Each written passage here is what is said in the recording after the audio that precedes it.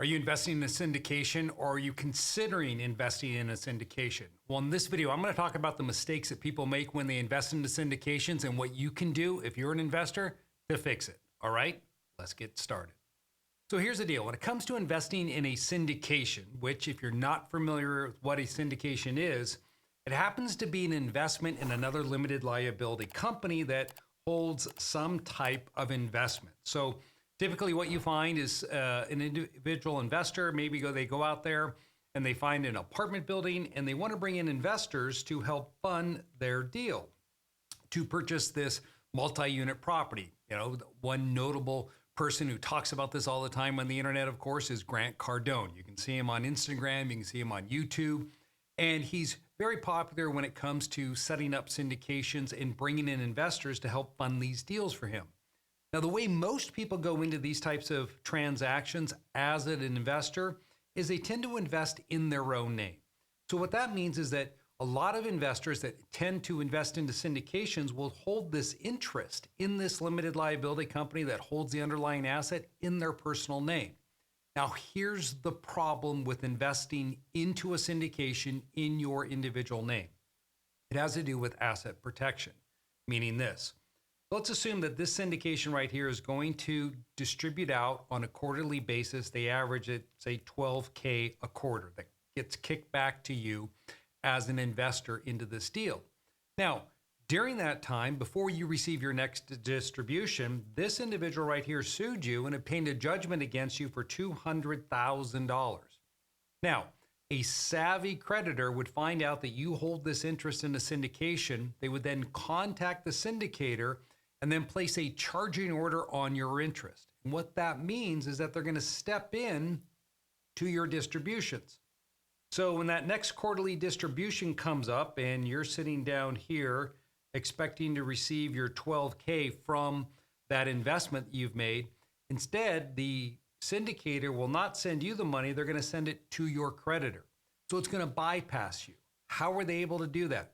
Well, they got a judgment against you personally. So it was a lawsuit that you were in, judgments entered against you, and now they're able to step into every syndication that's in your name. Yeah, they can't get to the syndication itself. They can't take your LLC interest, but they can take your distributions.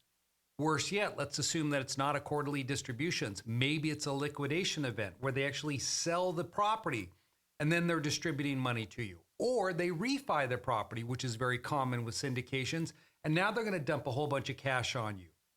In each one of those situations, the money that's owed to your creditor, in my case, it was $200,000, that's going to go to your creditor. So how do we prevent that from occurring? Well, the best way to prevent that from occurring when you're investing into a syndication like this is to set up your own special purpose limited liability company. So what I like to do is I like to set up a Wyoming LLC. And this Wyoming LLC is what I use to invest into syndications. For example, I recently went on to Yield Street, and when I set up my account on Yield Street, it asked, all right, well, how are you going to be making your investments? I stated that I invest through a limited liability company. Now, one thing that it asked me is that, is this a sole prop LLC? Meaning, is it a disregarded LLC? Because in 2020, the SEC changed their rules and permitted LLCs to invest into syndications. But there's two different ways in which this can be done. Number one, if you want an LLC to make the investment into a syndication directly and you want the LLC to qualify as an accredited investor, then there's some rules you have to follow, meaning that this LLC has to have $5 million in assets and it can't be set up specifically to invest into that one syndication. Now, for most of us, that's not what we're going to be doing.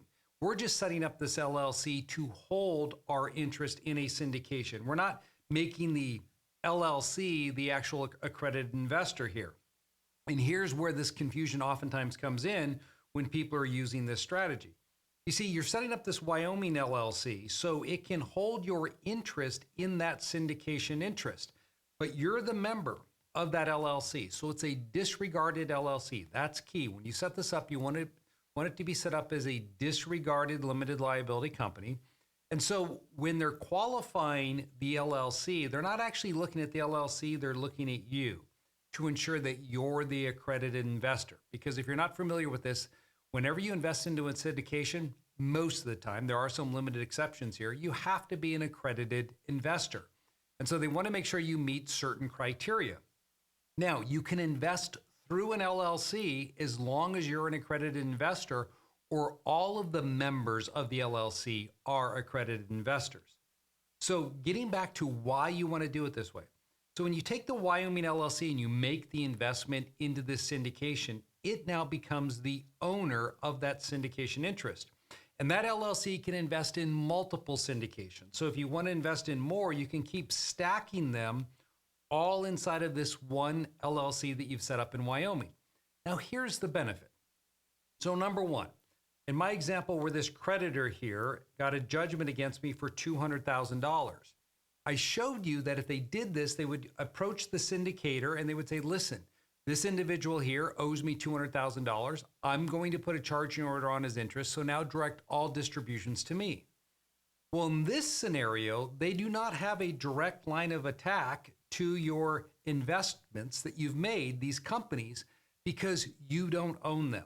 You see, when somebody gets a judgment against you, the charging order against your LLC interest only applies to LLCs that you hold an interest in. So in my example, by setting up the Wyoming LLC, we're putting a blocker entity between you and your syndication. So creditors, personal creditors of yours, they do not have any direct line of access to those investments that you made. They can only access this LLC right here, meaning that is the only LLC they can place a charging order on. So maybe some of you are catching on now to what I'm sharing with you is that, yes, they're going to charge your Wyoming LLC, but they can't touch these limited liability companies up here. So where's the benefit? Well, here's the benefit. If I'm going to receive a $12,000 quarterly distribution, that's going to roll right down into my Wyoming LLC, and it's not going to go to the creditor like what could occur when you own that interest in your own name. If this one did a refi and it was going to kick me out $200K, well, that $200K is going to go directly into that Wyoming limited liability company and so forth with everything else that I own. Now, yes, once the money's inside of here, if you take it out as a distribution, it's going to have to be paid to your creditor. But here's the beauty of the Wyoming LLC. You're in control of that company. So you're never going to take distributions as long as this person is sticking around with that charging order on your LLC.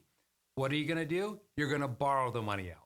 That will not get the creditor paid, and it gives you access to the funds. So here's one compelling reason why you want to do this strategy if you're investing in syndications. Using a Wyoming LLC to make sure that you have protections to keep your distributions protected from your creditors. Now, the second benefit, which I think is even probably just as important, if not more so, has to do with the estate planning aspect of this. You see, when you hold an interest directly in this syndication up here, let me just clean this up a bit. When I hold an interest directly in a syndication and I pass away, then that syndication is going to pass to my beneficiaries. Now, in order to pass that on to my beneficiaries, we're going to have to go back through that same process again and make sure they're accredited investors as well to step in to hold that interest that I own in that existing syndication. That can be a lengthy process. So what does that mean? That the distributions are going to get tied up and they're not going to be paid down to your beneficiaries. How do you avoid this? Well, you don't hold the syndication interest in your own name. You're using that Wyoming LLC right here to hold that interest. So when you pass away and you're no longer here and this Wyoming LLC passes to your beneficiaries, well, it's going to drag all of these syndications with it. So the syndicator up here, they're just going to keep making payments to the Wyoming LLC as per normal because they don't see a change in anything. They still see that Wyoming LLC. They don't know that these other beneficiaries have been brought in. So the benefit of using this is not only the asset protection side of it that I just shared with you to protect your interest, to protect those distributions that come from investing in these syndications, but there's also an estate planning context to it. So when it comes to investing in syndications, I want you to think about this. Do not take that interest in your own name. Set up a brand new Wyoming LLC to hold the interest. Some people ask me, can I use the same Wyoming LLC that I'm currently using to hold my savings in my brokerage account? You could, but I prefer to keep this type of investment separate. You know, Wyoming LLCs are very inexpensive to maintain, so have three Wyoming LLCs, one for your savings and your cash, one for your syndications, and another to hold your real estate interests. Guys, if you like this video, be sure to smash the like button. If you're not yet a subscriber, well, you know what to do. Take care.